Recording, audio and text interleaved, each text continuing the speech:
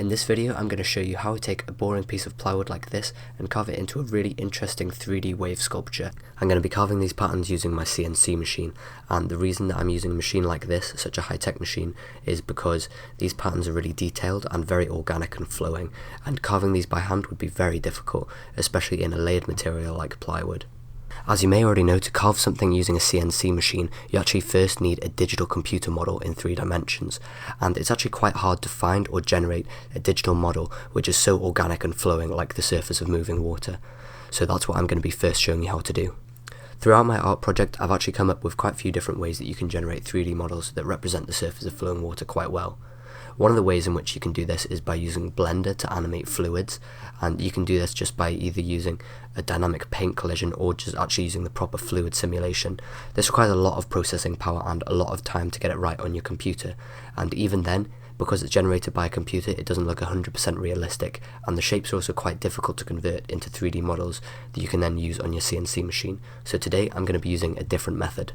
I'm actually going to be taking photographs of water directly just using a DSLR camera and then projecting those photographs into 3D models by using the different colours and tones in the image. I've already done this earlier on in the project when I was using 2-dimensional wave patterns that I generated in a program online called Tank, and this created some nice interesting patterns, but they weren't very realistic since they were computer generated still. Darker parts of the image are going to be deeper in the model and lighter parts of the image are going to be higher, and this is going to create a 3D relief model which is really good for carving on a CNC machine like this, because my CNC machine's only got 3 axes, so it can't carve any overhangs, and a 3D relief model never has any surfaces that are past vertical. As I said earlier, the models that I generate in Tank don't look very realistic once I carve them out, and I doubt that you'd find water looking like this in a natural environment. So I want to try and take some visually similar images to the 3D height maps from some real life water as it's moving, then I can convert them into 3D models. So the first step is to go out and take some photographs of moving water. I'm focusing on moving water, not still water, simply because moving water has a much more interesting surface. A couple of tips about taking photos of fast moving water: since it's moving really fast, you're going to want a very fast shutter speed so there's no motion blur.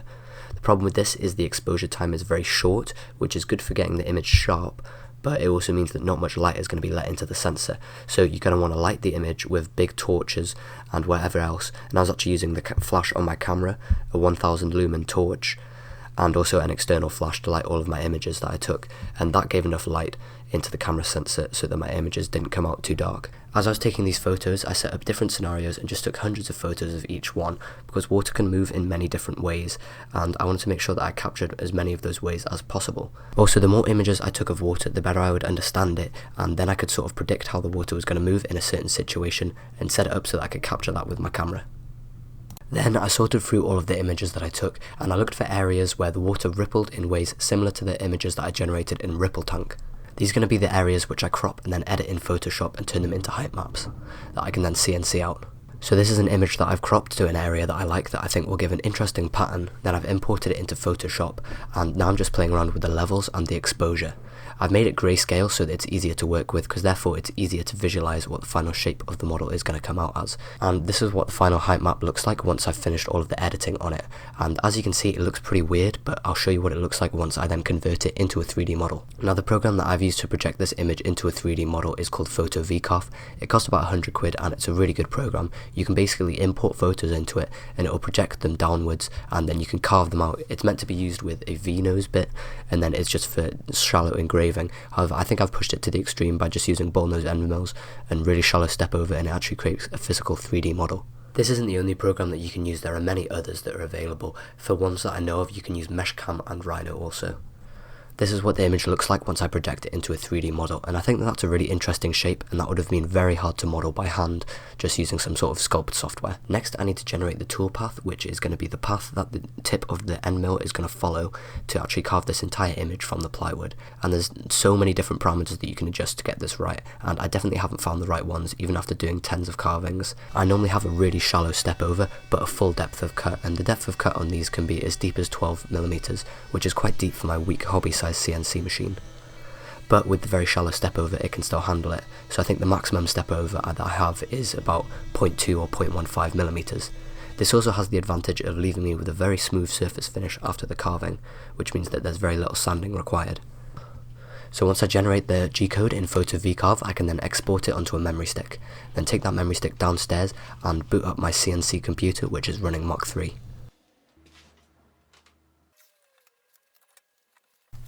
I can copy the G-code file across onto the hard drive of my desktop and then load up Mach 3. And this is the G-code controller for my CNC machine, and this is what sends the G-code to the machine and controls all of the motors independently. Next, I've got to load the correct end mill into the spindle of my CNC machine, and the end mill choice is really important. Firstly, it's got to be the same end mill that you used to generate the G-code, otherwise there's going to be some sort of offset due to the radius of the end mill, and then that's going to cause some sort of weird model problem. Secondly, you want to use an end mill that's large enough that it's going to carve everything quickly, because a larger end mill removes more material, but you want to use one that's also small enough to carve enough detail. So if you used an absolutely giant end mill, it just wouldn't carve enough detail into the model. So it's a compromise between taking a lot of time and getting enough detail. Then I want to clean up the rest of my CNC machine. It usually has loads of dust and stuff left on it from the last carve, and I want my plywood to be flat to the bed of the machine so that it carves it properly. Then I can load the material onto the bed of the machine and clamp it down. This time I'm using a large piece of 18mm thick Baltic birch high quality furniture grade plywood. Throughout this project I've carved loads of other materials as well, but I much prefer Baltic birch plywood. I just think it gives the nicest look. Then I can connect everything up on the CNC machine so that the computer is controlling the motion of the machine. And then I can use the computer to control where the actual head of the router bit is, and I want to position it at the 0 point, and for this carving that is in the bottom left corner of the model on the very surface of the plywood. I import my G-code into Mach 3 and then I can run a quick simulation just to see if there's going to be any errors and to see how long this carving is going to take. In this instance it's going to take just over 11 hours, which is very long. Then I can zero out all of the axes so that it knows it's at the stock origin point, and then I can turn on the spindle and click go, and the carving will start. From now on the carving is in the hands of the machine. The machine works by moving 3 independent axes, X, Y and Z. All 3 of these axes are controlled accurately by stepper motors. The X and the Y axis are belt driven, and then the Z axis is driven by an Acme lead screw. Mach 3 sends pulses through the parallel port of the computer and out into a breakout board. This breakout board is optically isolated from the computer, so none of the electronics of the CNC machine can damage the computer. In the breakout board, the signals are then stepped up to higher voltages and higher power by using the stepper motor drivers, which are powered by a separate power supply, so that it's all completely isolated from the computer. The pulses are then sent through the wires of the stepper motor drivers and into the actual stepper motors themselves, and that's what rotate and move the axes of the machine. You might think that now the machine is carving, that all of the hard work is over and I've just got to sit back and let it do the work, but that is completely wrong. The carving is actually one of the most difficult parts of this process, and it requires constant monitoring, mostly because these codes have never been tested before by me, and any number of errors can go wrong. Like the machine could carve too deep, it could go too fast, it could lose steps and completely forget where it is, or the router could overheat and burn up, so the entire process requires constant monitoring. So I pretty much have to be in my garage for the full 11 hours of the carving, and I wouldn't want to leave it alone for more than half an hour. Also, the router is incredibly loud and incredibly dusty, so you need a lot of personal protection if you want to be safe while using it, and that's also really annoying while you've got to be in the same room with it for 11 hours.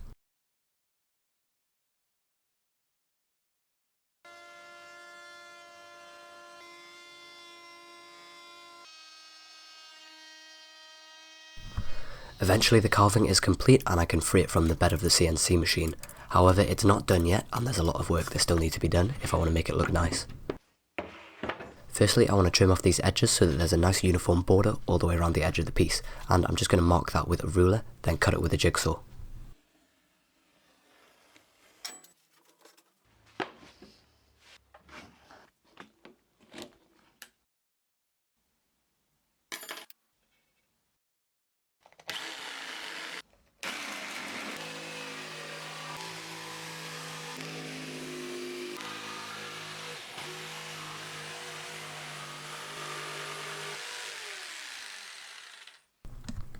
Jigsaw doesn't cut very straight and it doesn't leave a very smooth surface finish, which isn't acceptable for the edge of this artwork, so I use my belt sander to flatten off all of the edges and smooth them out.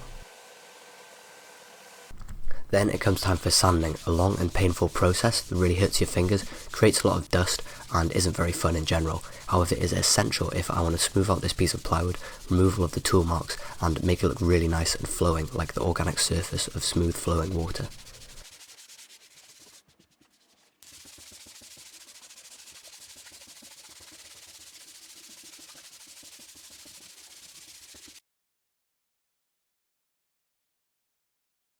After the sanding, the surface of the plywood is very smooth. However, I can still make it look even better by covering it in a coat of boiled linseed oil. This is going to bring out the contrast in the different layers of the wood and make the grain of the wood look a lot nicer. This is definitely my favourite step because the oil literally brings the plywood to life. It makes it look so much more vibrant and colourful. It looks a lot nicer with the oil on.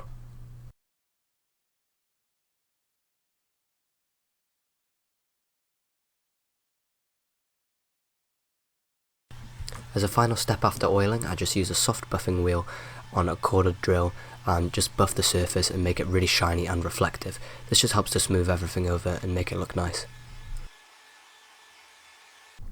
Then finally, once all of the oil is soaked in and hardened, then the entire piece is done and I've got this really cool wave looking artwork in a piece of plywood. And it literally looks as if a wave has been travelling through the plywood and then it's become solidified as it's gone through. And I think that there's a really interesting effect created by the layers of the plywood as well. And I'm really happy with the way that this piece came out. This video was made for my art project, which is my A-level art project, and if you want to see any more information on this project, I've got all of the other videos about this project and many photos available on my website henryhaslam.co.uk. And the link to that will be in the description down below.